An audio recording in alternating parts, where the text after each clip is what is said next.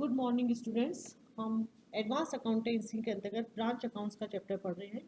Last video में हमने ये देखा था कि जब प्रधान कार्यालय के द्वारा आशीष शाखाओं को माल लागत मूल्य पर भेजा जाता है, लेकिन आज अपन देखेंगे कि जब प्रधान कार्यालय के द्वारा अपनी शाखाओं को माल बीजक मूल्य पर भेजा जाता है, बीजक मूल्य पर कहें या अपन उसको विक्रय मूल्य पर भेजा जाता है, दोनों का मतलब एक ही होता है। तो ऐसी स्थिति में प्रधान कार्यालय के द्वारा अपनी पुस्तकों में जो लेखी किए जाते हैं वो मुख्यतः 3 विधियों के द्वारा किए जा सकते हैं।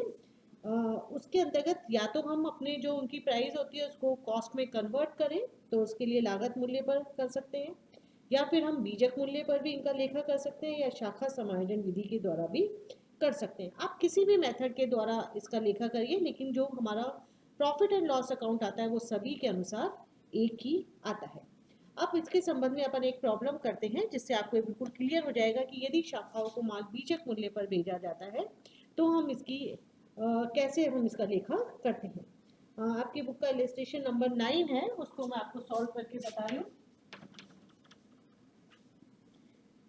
एक फर्म अपनी कोटा शाखा को माल लागत पर 25% जोड़कर भेजती है। निम्न सूचनाओं से हमें शाखा का लाभ दिखाना है और हमें शाखा खाता बनाना है। ओपनिंग स्टॉक हमें 1600 रुपये बता रखा है, गुड्स सेंड टू ब्रांच 25,000 रुपये, सेल्स बता रखी है कैश और क्रेडिट दोनों को मिला के 25,200 रुपये, कैश रिसीव फ्रॉम कस्टमर्स 7,000 रुपये, वेजेस एंड सैलरीज 1,064 रुपये, रेंट एंड इंश्योरेंस 1,330 रुपये, डिस्काउंट टू कस्टमर्स 180 रुपये, बैड डेब्ट 100 रुपये, थेफ्ट ऑफ गुड्स 70 रुपये, return from customers 140। Return from customers का मतलब होता है हमारा सेल्स रिटर्न।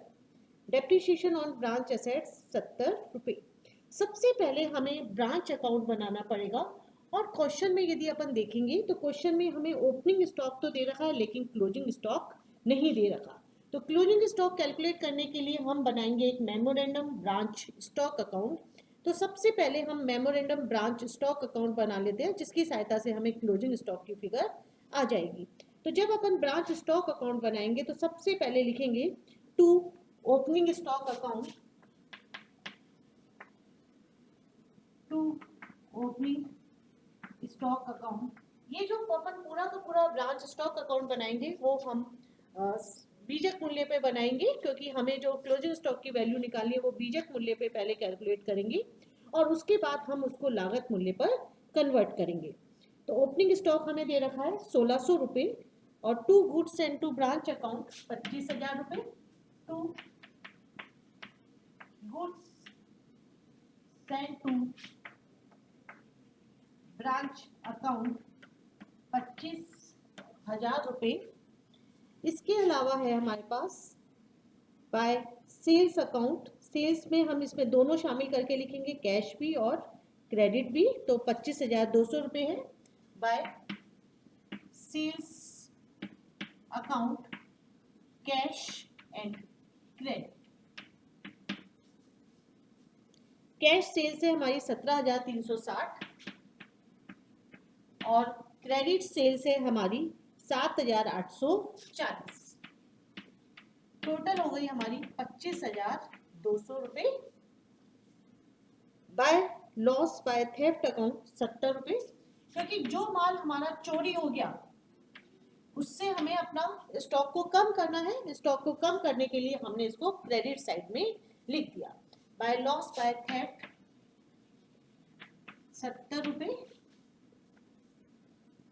हमें माल कस्टमर्स ने वापस भी करा। जब अपन ने सेल्स को क्रेडिट साइड में लिखा तो सेल्स रिटर्न को हमें अपोजिट साइड में करके डेबिट साइड में लिखना पड़ेगा।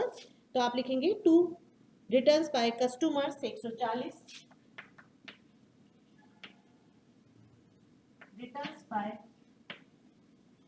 कस्टमर्स 140। तो हमारा ये हो गया 26,740। हम यहाँ पे बैलेंस निकाल लेंगे बाय बैलेंस। हमारा जो ये बैलेंस आ रहा है वो कहलाएगा closing stock by balance CD ये हमारी बैलेंसिंग फिगर है। तो इसकी बैलेंसिंग फिगर आएगी अपनी निकल के 1470 रुपये और 26,740। तो हमारा क्लोजिंग स्टॉक हो गया। मुझे नीचे मिटाना पड़ेगा इसलिए मैं ऊपर लिख रही हूँ 1470 रुपये। अब हमें इसमें एक और अकाउंट बनाना पड़ेगा, मेमोरेंडम ब्रांच डेटर्स अकाउंट, क्योंकि हमें इसका बैलेंस नहीं गिवन है।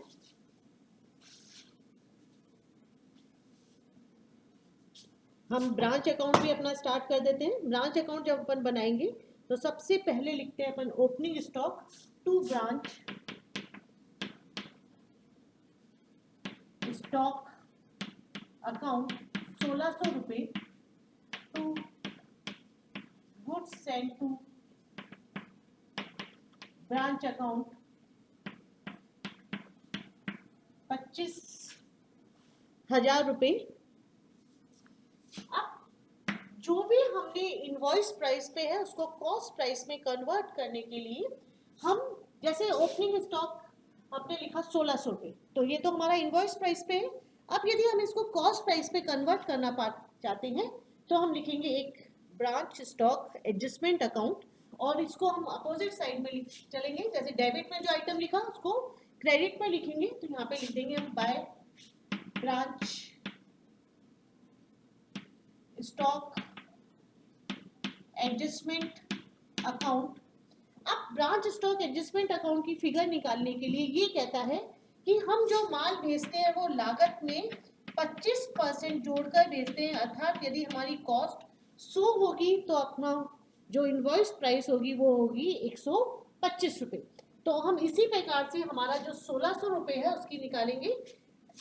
125 रुपये है तब तो हमारी लागत कितनी है 100 रुपये, एक के लिए होगी 100 बटा 125, तो 1600 रुपये की हमारी कॉस्ट कितनी होगी।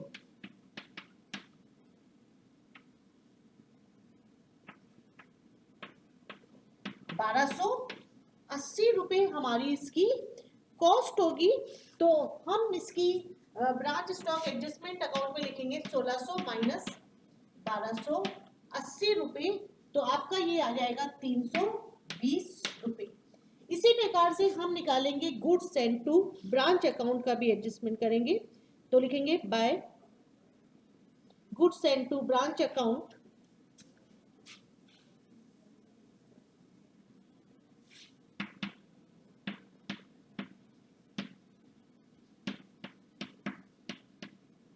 Goods send to branch account, ये भी हम ऐसे कैसे कैलकुलेट करेंगे 25,000 इंटू 25 बटा 125। आप चाहो तो ऐसा भी कर सकते हैं, पहले हम 100 बटा 125 करेंगे, उससे जो भी फिगर कैलकुलेट करके आएगी वो भी इसी प्रकार से आएगा। जब हमारी 125 है तब तो है 100, एक के लिए 100 बटा 125, और 25,000 की लागत कितनी होगी 20,000 रुपये, और 25,000 में से हम माइनस कर देंगे 25,000 में से 20,000 को माइनस करेंगे तो भी 5,000 आएगा, और आप डायरेक्ट भी इस तरह से कैलकुलेट कर सकते हैं। अब आप लिखेंगे टू कैश अकाउंट, हमने जो एक्सपेंसेस पे करे हैं उनको हम डेबिट साइड में लिखते हैं, तो टू कैश अकाउंट हमने पे करे हैं दो expenses, wages and salaries, wages and salaries 1,064 रुपये की, और सेकंड हमने पे किए थे एक्सपेंसेस में रेंट एंड इंश्योरेंस 1,330 रुपये। रेंट एंड इंश्योरेंस ये हमारे एक्सपेंसेस हैं 2,394 रुपये। अब हमारा डेप्रीशिएशन हुआ था, तो टू ब्रांच असेट्स अकाउंट 70 रुपये, to branch assets account bracket में डेप्रीशिएशन, ये हमें डायरेक्ट दे रखा है, हमने कुछ भी कैलकुलेट नहीं किया है, 70 रुपए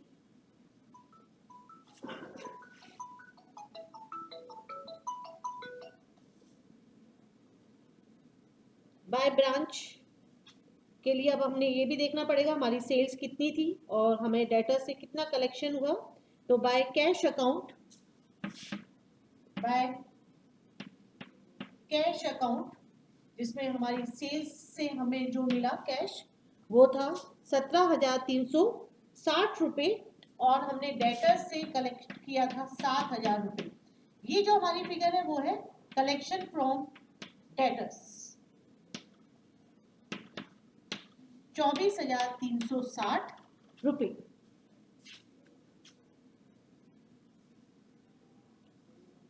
और हमें लिखना है सेल्स के बाद ब्रांच स्टॉक अकाउंट, ये जो हमारा क्लोजिंग स्टॉक आया था बाय ब्रांच स्टॉक अकाउंट 1,470 रुपये। ये अब हम इसका भी एडजस्टमेंट करेंगे क्योंकि हमें इसको कॉस्ट पे लाना है। तो branch stock adjustment account, branch stock adjustment account 1470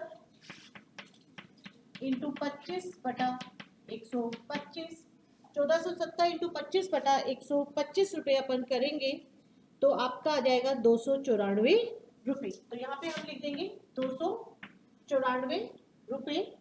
अब इसमें हमारे कुछ आइटम्स और छूट गए, वो भी अपने को लिखने पड़ेंगे। एक लिखना पड़ता है हमें क्लोजिंग ब्रांच डेटर्स अकाउंट का बैलेंस, जो हमें क्वेश्चन में नहीं दे रखा है, उसके लिए हमें ब्रांच डेटर्स अकाउंट बनाना पड़ेगा। ब्रांच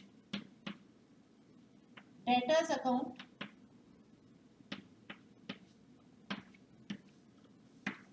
ब्रांच डेटर्स अकाउंट बिल्कुल जैसे अब तक अपन सिंपल डेटर्स अकाउंट बनाते हैं वैसे के वैसे ही बनाएंगे। तो टू सेल्स अकाउंट, डेटर्स की जब अपन बात करते हैं तो यहाँ पे हमेशा क्रेडिट सेल्स आती है, कैश सेल्स इसमें नहीं लिखी जाती। तो to credit sales, credit sales है हमारी 7,840 रुपये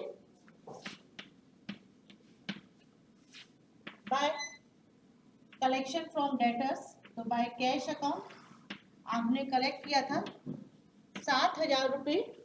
इसके अलावा डिस्काउंट अलाउड 180 रुपये बाय डिस्काउंट अलाउड 180 रुपये। बैड डेब्ट्स दे रखे हमें 100 रुपये की, तो बाय बैड डेब्ट्स 100 रुपये।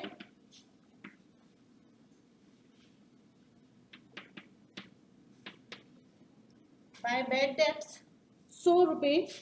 By returns from customers, customers ने जो हमारा माल वापस करा था 140 रुपये का माल वापस किया था, तो वो यहाँ पे आएगा बाय रिटर्न्स फ्रॉम कस्टमर्स 140 रुपये बाय रिटर्न्स फ्रॉम कस्टमर्स 140 रुपये का उन्होंने माल वापस किया था। और इसके अलावा हमारा ब्रांच डेटर्स अकाउंट में कोई भी ऐसा आइटम नहीं दे रखा जो हमें इसमें लिखना है, तो हम इसका क्लोजिंग बैलेंस निकाल लेंगे। ओपनिंग बैलेंस हमें ब्रांच डेटर्स का नहीं दे रखा, यदि हमें ओपनिंग बैलेंस भी दे रखा होता तो हम उसको डेबिट साइड में लिख देते। तो आप लिख देंगे by branch by balance CD, by balance CD, balancing figure हो गई है हमारी 7,840 और यहाँ पे भी हमारा आ जाएगा 7,840। हम जानते हैं लेजर पोस्टिंग में दोनों साइड का टोटल हमें इक्वल करना होता है। तो ये हमारा बैलेंस आ गया 420 रुपये। तो आप यहाँ पे लिख देंगे by branch debtors account. Opening balance debit side में आता है, क्लोजिंग बैलेंस आता है क्रेडिट साइड में। तो ये हो गया आपका 420 रुपये। बस इसके अलावा हमें कोई भी और आइटम नहीं दे रखा, तो डिफरेंस जो होगा वो हमारा कहलाएगा प्रॉफिट एंड लॉस अकाउंट। तो to profit to general profit and loss account, to profit to general profit and loss account, और ये हमारा डिफरेंस आ जाएगा 2212 रुपये। हम टोटल कर लेंगे दोनों साइड का, और यदि हम टोटल दोनों साइड का करते हैं तो आपका आएगा ये 31,570 रुपये, और यहाँ पे भी आ जाएगा हमारा 31,570 रुपये। सिर्फ हमारा जो हमने पहले जो मेथड पढ़ा था और इस मेथड में इतना सही अंतर है कि यहाँ पे हमें फिगर जो लिखनी पड़ती है, जैसे ब्रांच स्टॉक एडजस्टमेंट अकाउंट, ये हमने एक एडजस्टमेंट अकाउंट के ऊपर एंट्री नहीं करी है, बाकी सब हम जैसे पहले हमने लागत मूल्य पे जब अपन माल भेजते हैं उस प्रकार से ही हमने इसका पूरा जो लेखा किया है वो उसी प्रकार से किया है। Thank you.